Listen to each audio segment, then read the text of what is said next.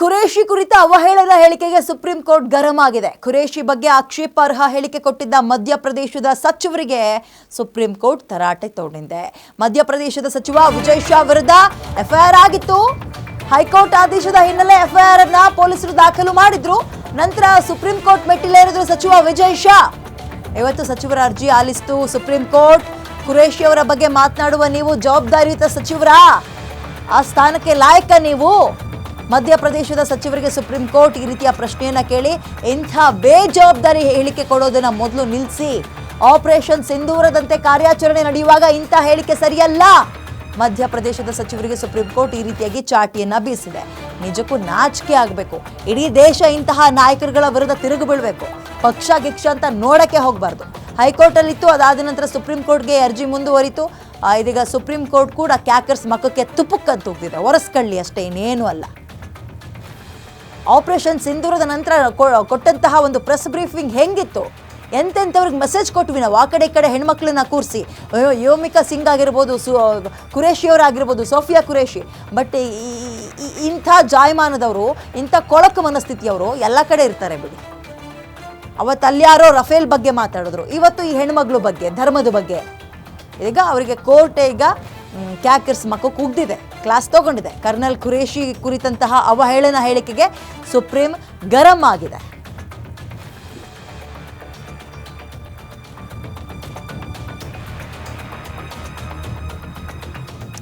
ಈಗ ಯಾರೋ ದಾರಿಲಿ ಹೋಗೋರು ಬರೋರು ಕೊಟ್ಟಂತಹ ಹೇಳಿಕೆ ಅಲ್ಲ. ಜವಾಬ್ದಾರಿಯುತ ಸ್ಥಾನದಲ್ಲಿರುವಂಥವ್ರು, ಲಕ್ಷಾಂತರ ಜನ ನಿಮ್ಮನ್ನು ಆಯ್ಕೆ ಮಾಡಿರ್ತಾರೆ. ಬಟ್ ಇದನ್ನ ನಿಮ್ಮಿಂದ ನಿರೀಕ್ಷೆ ಮಾಡೋದು? ಇಡೀ ದೇಶ ಯುದ್ಧದ ವಾತಾವರಣದಲ್ಲಿದೆ. ಧರ್ಮ ಗಿರ್ಮ ಜಾತಿ ಎಲ್ಲವನ್ನ ಬಿಟ್ಟು ನಮ್ಮ ಸೇನೆ ಅನ್ನುವಂಥದ್ದಲ್ಲಿ ದಿಟ್ಟತನವಾಗಿ ಉತ್ತರವನ್ನ ಕೊಡ್ತಾ ಇದೆ. ಅದರಲ್ಲಿ ಇಬ್ಬರು ಹೆಣ್ಮಕ್ಳ ಸಾಧನೆ ಎಲ್ಲರೂ ಕೂಡ ಹೊಗಳುವಂಥದ್ದು. ಇಡೀ ವಿಶ್ವ ಇವರನ್ನ ಗಮನಿಸ್ತಾ ಇತ್ತು. ಬಟ್ ಇದರಲ್ಲೂ ಕೂಡ ಧರ್ಮ ಜಾತಿ ಅನ್ನುವಂತಹ ಕೆಟ್ಟ ಹುಳದ ಮನಸ್ಥಿತಿಯನ್ನು ತೋರಿಸ್ತಾರೆ ಅಂದಾಗ ಅದು ಕೂಡ ಜನಪ್ರತಿನಿಧಿಗಳು ಅಂತ ಅನಿಸ್ಕೊಂಡವರು. ಕೋರ್ಟ್ ಈಗ ಕ್ಯಾಕರ್ಸ್ ಥೂ ಅಂತ ಮುಗ್ದಿದೆ. ಮೋರ್ ಡೀಟೇಲ್ಸ್ ನನ್ನ ಕಲಿಗೆ ನಮ್ರತಾ ನೀಡ್ತಾರೆ. ನಮ್ರತಾ, ಈ ವಿಚಾರದಲ್ಲಿ ಶೇಮ್ ಅನ್ಸುತ್ತೆ. ಇಡೀ ಜನ ಇಂಥವ್ರನ್ನ ಧಿಕ್ಕರಿಸಬೇಕು. ಯಾವ ಪಕ್ಷವೂ ಕೂಡ ಇವ್ರ ಪರವಾಗಿ ನಿಂತ್ಕೊಳ್ಬಾರ್ದು. ಆಲ್ಸೋ ಕೋರ್ಟ್ ಕೂಡ ಒಂದು ಹೆಜ್ಜೆ ಮುಂದಕ್ಕೆ ಹೋಗಿ ಕ್ಯಾಕರ್ಸ್ ಮಕ್ಕಕ್ಕೆ ತೂ ಅಂತ ಹೋಗ್ತಿದೆ. ಡೀಟೇಲ್ಸ್ ಏನಿದೆ, ಏನೇನೆಲ್ಲ ವಿಚಾರಣೆಗಳಾಯ್ತು ನಮ್ರತಾ? ಎಸ್ ವಿದ್ಯಾ, ಇದೇನು ಇಡೀ ವಿಶ್ವವೇ ನಮ್ಮ ಒಂದು ಭಾರತೀಯ ಹೆಣ್ಣನ್ನು ಅಥವಾ ನಮ್ಮ ಒಂದು ಹೆಮ್ಮೆಯ ಯೋಧ ಸೈನಿಕರನ್ನ ಈಗ ಹೊಗಳುತ್ತಾ ಇರುವಂತದ್ದು. ಅದರಲ್ಲೂ ಕೂಡ ಸೋಫಿಯಾ ಖುರೇಶಿ ಈಗ ಇಡೀ ವಿಶ್ವಾದ್ಯಂತ ಆಕೆಗೆ ಹೆಮ್ಮೆ ವ್ಯಕ್ತವಾಗ್ತಾ ಇದೆ. ಒಬ್ಬ ನಾಯಕ ಹೋಗ್ಬಿಟ್ಟು ಇಡೀ ಪಾಕಿಸ್ತಾನಕ್ಕೆ ಆಕೆ ಬುದ್ಧಿಯನ್ನು ಕಲಿಸುವಂತಹ ಹೆಣ್ಣು ನಮಗೆ ಆದ್ರೆ ಈ ಒಂದು ವಿಚಾರದಲ್ಲಿ ರಾಜಕೀಯವಾಗಿ ಬಹಳ ಒಂದ್ ರೀತಿ ನೆಗೆಟಿವ್ ಆಗಿ ಮಾತಾಡಿದ್ದಾರೆ. ಇದು ತಪ್ಪು ಅಂತ ಈಗ ಕಾಂಗ್ರೆಸ್ ಅಥವಾ ಬೇರೆ ರಾಜಕೀಯ ನಾಯಕರು ಕೂಡ ಈಗ ವಿರೋಧವನ್ನು ವ್ಯಕ್ತಪಡಿಸಿದ್ದಾರೆ. ಜೊತೆಗೆ ಸುಪ್ರೀಂ ಕೋರ್ಟ್ ಈಗ ತೆಗೆದುಕೊಂಡಿದೆ ಅಂತ ಹೇಳ್ಬೋದು. ಕುಂದಾ ವಿಜಯ್ ಶಾನ ಅವರ ವಿರುದ್ಧ ಯಾವ ವಿಭಾಗದಲ್ಲಿ ಏನೆಲ್ಲ ನಿರ್ಬಂಧಗಳನ್ನ ಹೇಳಬಹುದು ಈ ಒಂದು ವಿಚಾರಣೆಯನ್ನ ನಾವು ನೋಡೋದಾದ್ರೆ ಏನು ಸೋಫಿಯಾ ಖುರೇಶಿ ಬಗ್ಗೆ ಒಂದು ಸ್ಪೀಚ್ ಅನ್ನ ಮಾಡ್ತಾರೆ. ನಮ್ಮ ಒಂದು ಹೆಣ್ಣು ಹೋಗಿ ಪಾಕಿಸ್ತಾನ ಭಯೋತ್ಪಾದಕರಿಗೆ ಎಚ್ಚರಿಕೆ ಕೊಟ್ಟಿದ್ದಾರೆ ಅಂದ್ರೆ ಅವ್ರು ಎಲ್ಲರೂ ಒಂದು ಕೋವಿನ ಬಗ್ಗೆ ಮಾತಾಡಿದ್ದಾರೆ ಅಂತ ಒಂದು ಈಗ ವಿವಾದ ವ್ಯಕ್ತವಾಗ್ತಿರೋ. ಜೊತೆಗೆ ವಿಜಯ್ ಶಾ ವಿರುದ್ಧ ದೇಶದ್ರೋಹ ಪ್ರಕರಣ ದಾಖಲಿಸಬೇಕು ಅಂತ ಆದೇಶ ನೀಡಿದೆ. ಇನ್ನು ಕರ್ನಲ್ ಸೋಫಿಯಾ ಖುರೇಶಿ ವಿರುದ್ಧ ಆಕ್ಷೇಪ. ಓಕೆ ಧನ್ಯವಾದ ನಮ್ರತಾ ಡೀಟೇಲ್ಸ್ಗೆ.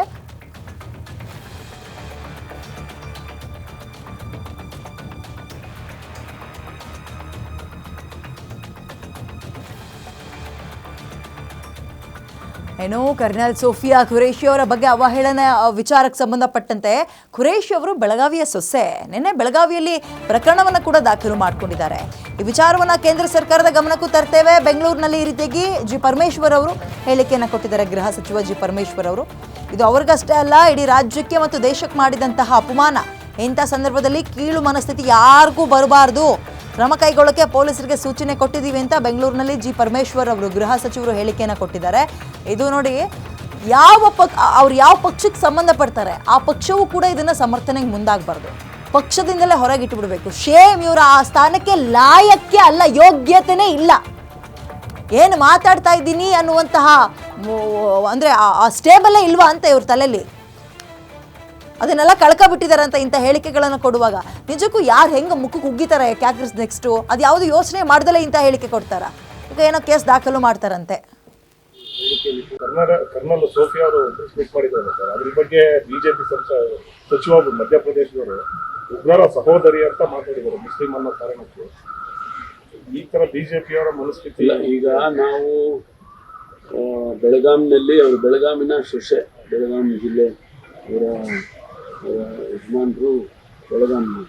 ಈಗಾಗಲೇ ಅವರು ಬೆಳಗಾಂ SP ಅವರು ನನ್ನ ಹೇಳಿಕೆಯಲ್ಲಿ ಕೂಡ ಕೊಟ್ಟಿದ್ದಾರೆ, ಗಮನಿಸಿರ್ಬೋದು. ಈಗ ಅವರಿಗೆ FIR ಮಾಡಿಕೊಂಡು ಅವ್ರ ಮೇಲೆ ಕೇಸ್ ರಿಜಿಸ್ಟರ್ ಮಾಡಿ ಮುಂದೆ ಕೇಂದ್ರ ಸರ್ಕಾರಕ್ಕೆ ತಿಳಿಸಿ ಅವರ ಕ್ರಮ ತಗೊಳ್ಳೋದಕ್ಕೆ ಸೂಚನೆ ಕೊಡಬೇಕು ಅಂತ ಕೂಡ ಹೇಳಿದರು. ಅದನ್ನು ಅವರು ಮಾಡ್ತಾರೆ. ಯಾಕೆಂದರೆ ಇದು ಅವರಿಗಷ್ಟೇ ಅವಮಾನ ಮಾಡೋದಿಲ್ಲ, ನಮ್ಮ ರಾಜ್ಯಕ್ಕೂ ಅವಮಾನ ಆದಂಗಾಗುತ್ತೆ ಮತ್ತು ದೇಶಕ್ಕೆ ಅವಮಾನ ಆಗುತ್ತೆ. ಇದು ಇಂಥ ಸಂದರ್ಭದಲ್ಲಿ ಅಂಥ ಕೀಳು ಮನಸ್ಸು ಯಾರಿಗೂ ಬರಬಾರ್ದು. ಅದು ಇಟ್ ಇಸ್ ನಾಟ್ ಜಸ್ಟಿಫೈಡ್, ಅದು ಮಾಡೋಕ್ಕಾಗುತ್ತೆ. ಅದರಿಂದ ಕಾನೂನಿನ ಪ್ರಕಾರ ಕ್ರಮ ತಗೊಳ್ಳೋಕ್ಕೆ ಸೂಚನೆಯನ್ನು ಕೊಟ್ಟಿದ್ದೀವಿ SP ಅವರು. ಕರ್ನಲ್ ಸೋಫಿಯಾ ಅವರು ಪ್ರೆಸ್ ಮೀಟ್ ಮಾಡಿದ್ದಾರೆ ಸರ್. ಅದ್ರ ಬಗ್ಗೆ ಬಿಜೆಪಿ ಸಚಿವ ಮಧ್ಯಪ್ರದೇಶದವರು ಉಗ್ರರ ಸಹೋದರಿ ಅಂತ ಮಾತಾಡಿದ್ದಾರೆ ಮುಸ್ಲಿಂ ಅನ್ನೋ ಕಾರಣಕ್ಕೆ. ಈ ತರ ಬಿಜೆಪಿಯವರ ಮನಸ್ಥಿತಿ ಇಲ್ಲ. ಈಗ ನಾವು ಬೆಳಗಾಂನಲ್ಲಿ ಅವರು ಬೆಳಗಾಮಿನ ಸೊಸೆ, ಬೆಳಗಾಂ ಜಿಲ್ಲೆ ಅವರ ಯಜಮಾನರು ಬೆಳಗಾಂ. ಈಗಾಗಲೇ ಅವರು ಬೆಳಗಾಂ SP ಅವರು ನನ್ನ ಹೇಳಿಕೆಯಲ್ಲಿ